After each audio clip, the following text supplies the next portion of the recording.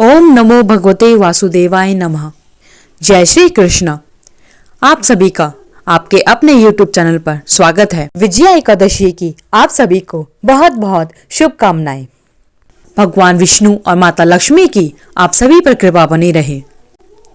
Video को शुरू करने से पहले अगर आप हमारे चैनल पर नए हैं तो वीडियो को लाइक करके चैनल को सब्सक्राइब करें, साथ ही बेल आइकन को भी जरूर प्रेस करें ताकि आगे आने वाली सभी वीडियोस की नोटिफिकेशन आप तक समय से पहुंचती रहे।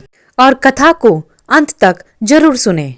एकादशी तिथि भगवान श्री हरि विष्णु को समर्पित होती है और इस दिन भगवान श्री हरि विष्णु के साथ साथ माता लक्ष्मी की पूजा भी की जाती है। एकादशी के दिन व्रत करने का विधान भी है।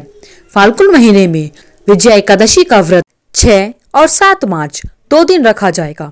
इसलिए जो भक्त एकादशी का व्रत रख रहे हैं उन्हें एकादशी की व्रत कथा को सुनना आवश्यक होता है। आइए सुनते हैं एकादशी के दिन विजया एकादशी की व्रत कथा, जो कि भगवान श्री रामचंद्र जी से संबंधित है। कहा जाता है कि लंका पर चढ़ाई करने से पहले भगवान श्री राम ने भी विजया एकादशी का व्रत किया था, जिसके फलस्वरूप उन्हें विजय प्राप्ति का वरदान प्राप्त हुआ। भगवान श्री राम ने रावण को हराया। विजया एकादशी व्रत में कथा का श्रवण करने से वाजपेयी यज्ञ के समान फल की प्राप्ति होती है और कहा जाता है कि कोई भी व्रत बिना एक कथा के संपूर्ण नहीं होता। अतः आइए अब सुनते हैं विजया एकादशी की व्रत कथा। धर्मराज युधिष्ठिर भगवान श्री कृष्ण से कहते हैं, हे कृष्ण, फाल्गुन मास के कृष्ण पक्ष की एकादशी को क्या कहा जाता है और उसको करने की क्या विधि है? कृपया करके आप हमें बताइए। श्री हरि बोले, हे राजन, फाल्गुन मास के कृष्ण पक्ष की एकादशी का नाम विजया एकादशी होता है। इसके व्रत से मनुष्य को विजय प्राप्त होती है। यह व्रत सबसे उत्तम व्रतों में से एक है। इस विजया एकादशी के महात्म्य के श्रवण व पठन से सभी पाप नष्ट हो जाते हैं और व्यक्ति को सुख समृद्धि और विजय प्राप्त होती है। एक समय देवर्षि नारद ने जगत पिता ब्रह्मा जी से कहा, महाराज, आप मुझसे फाल्गुन मास के कृष्ण पक्ष की एकादशी का महात्म्य बताइए, साथ ही एकादशी को करने का विधान भी कहिए। ब्रह्मा जी कहने लगे कि हे नारद, विजया एकादशी का व्रत करने से पुराने तथा नए पापों का नाश होता है। इस विजया एकादशी की विधि मैंने आज तक किसी से भी नहीं कही। यह समस्त मनुष्यों को विजय प्राप्त प्रदान करने वाली एकादशी है। यह सभी मनुष्यों को विजय प्रदान करती है।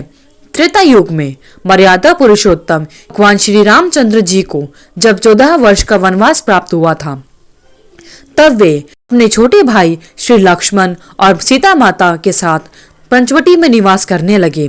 वहां पर दुष्ट रावण ने जब माता सीता को हरण करके अपने लंका लेकर गए, तब इस समाचार से श्री रामचंद्र जी तथा लक्ष्मण अत्यंत व्याकुल हुए और सीता माता की खोज के लिए वन में भटकने लगे। जब घूमते घूमते वे घायल जटायु के पास पहुंचे तो जटायु ने उन्हें माता सीता का वृतांत कह सुनाया और उनका पता बताकर स्वर्गलोक को चले गए। जब भगवान श्री राम कुछ आगे चले तो उनकी मित्रता सुग्रीव से हुई और बाली का वध किया। हनुमान जी ने लंका में जाकर माता सीता का पता किया। माता सीता को हनुमान जी ने भगवान श्री रामचंद्र जी और सुग्रीव की मित्रता का सारा वृतांत बताया। वहां से लौटकर हनुमान जी ने भगवान राम के पास आकर माता सीता के बारे में सभी समाचार कहे। श्री राम जी ने वानर सेना सहित सुग्रीव की सहायता से लंका की तरफ प्रस्थान किया। जब भगवान श्री रामचंद्र जी समुद्र के किनारे पर पहुंचे, तब उन्होंने देखा कि समुद्र में तो बहुत से जलीय जीव हैं, मगरमच्छ, सांप आदि बहुत से ऐसे जलीय जीव हैं। उस अगाध समुद्र को देखकर लक्ष्मण जी से कहा कि इस समुद्र को हम किस तरह से पार करेंगे। तब भगवान श्री रामचंद्र जी के छोटे भाई लक्ष्मण जी ने कहा, हे पुरुषोत्तम, आप आदि पुरुष हैं, आप तो सब कुछ जानते हैं। भैया, यहाँ आधा योजन दूरी पर कुमारी द्वीप में वक्तलाभ्य नाम के मुनि रहते हैं। उन्होंने अनेक ब्रह्मा देखे हैं। आप भैया, आप उनके पास जाकर इसका उपाय पूछिए। लक्ष्मण जी के इस प्रकार के वचन सुनकर श्री रामचंद्र जी उस ऋषि के पास गए और उनको प्रणाम कर कर बैठ गए। मुनि ने भी उनको मनुष्य रूप धारण किए हुए पुराण पुरुषोत्तम समझकर उनसे पूछा कि हे राम, आप यहाँ किस प्रकार आए हैं? आपकी मैं किस प्रकार सहायता कर सकता हूँ?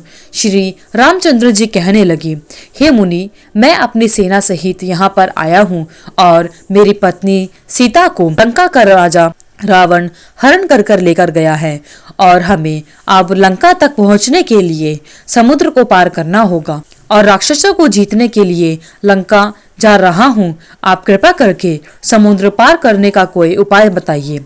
मैं इसी कारण आपके पास आया हूँ। हे मुनि, कृपया आप मुझे सही रास्ता दिखाइए। ऋषि बोले, हे राम, फाल्गुन मास के कृष्ण पक्ष की एकादशी का उत्तम व्रत करने से निश्चय ही आपकी विजय होगी, साथ ही आप समुद्र को भी पार कर लेंगे। तब श्री राम जी कहते हैं, मुनि, आप मुझे इस व्रत की विधि कहिए। मुनि बोले, दशमी के दिन सोने, चांदी, तांबा या मिट्टी का एक घड़ा बनाएं। उस घड़े को जल से भरकर तथा 5 पल्लव रखकर वेदिका पर स्थापित करें। उस घड़े के नीचे सतंजा ऊपर जो रखे, उस पर श्री नारायण भगवान की सोने की मूर्ति स्थापित करें।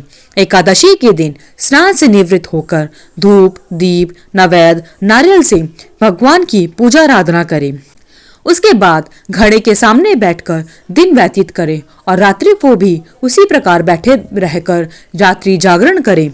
द्वादशी के दिन नित्य नियमों से निवृत्त होकर उस घड़े को ब्राह्मण को दान में दे दे। हे राम, यदि तुम भी इस व्रत को सेनापतियों के सहित करोगे तो तुम्हारी विजय अवश्य होगी। श्री राम जी ने ऋषि के अनुसार इस व्रत को किया और इसके प्रभाव से दैत्यों पर विजय प्राप्त की। अतः हे राजन, जो कोई मनुष्य विधि विधान से इस व्रत को करेगा, दोनों लोकों में उसकी अवश्य ही विजय होगी और उसके समस्त पापों का नाश हो जाएगा। श्री ब्रह्मा जी ने नारद जी से कहा, हे पुत्र, जो कोई इस व्रत के महात्म्य को पढ़ता या सुनता है, उसको वाजपेयी यज्ञ का फल प्राप्त होता है। बोले भगवान श्री हरि विष्णु की जय। आइए अब जानते हैं विजया एकादशी के व्रत की विधि। एकादशी का व्रत दशमी के दिन से ही शुरू हो जाता है। अतः एकादशी से एक दिन पहले एक वेदी बनाकर उस पर सप्त धान्य रखने चाहिए। उसके बाद सोने, तांबे, चांदी या मिट्टी का एक कलश उस पर स्थापित करना चाहिए। एकादशी के दिन प्रातः सुबह स्नान करने के बाद भगवान श्री हरि विष्णु के सामने व्रत का संकल्प लेना चाहिए। उसके बाद 5 पल्लव कलश में रखकर भगवान श्री हरि विष्णु की मूर्ति या प्रतिमा को स्थापित करना चाहिए। फिर धूप, दीप, चंदन, फल, फूल व तुलसी दल से श्री हरि विष्णु की पूजा करनी चाहिए। उपवास के साथ साथ भागवत कथा का पाठ व श्रवण करना चाहिए। साथ साथ विजया एकादशी व्रत की कथा को सुनना व पढ़ना फलदायी एवं शुभ माना जाता है।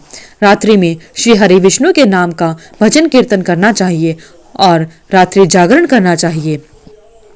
द्वादशी के दिन ब्राह्मणों को भोजन करा करके इस कलश को दान में देना चाहिए। उसके पश्चात व्रत का पारण करना चाहिए। आइए अब जानते हैं विजया एकादशी का शुभ मुहूर्त। विजया एकादशी का पारण 8 मार्च को किया जाएगा, जिसका शुभ मुहूर्त सुबह 6:42 से 9:04 के बीच आप अपने व्रत का पारण कर सकते हैं। कहा जाता है कि हरिवासर के बाद ही व्रत का पारण करना चाहिए। हरिवासर में एकादशी व्रत का पारण नहीं करना चाहिए। धन्यवाद। भगवान श्री हरि विष्णु और माता लक्ष्मी की आप सभी पर कृपा बनी रहे। अगर आपको वीडियो अच्छी लगी तो वीडियो को लाइक करें, शेयर करें, चैनल को सब्सक्राइब करके बेल आइकन को जरूर प्रेस करें। साथ ही कमेंट बॉक्स में जय श्री कृष्ण लिखना ना भूलें। आपका दिन मंगलमय हो।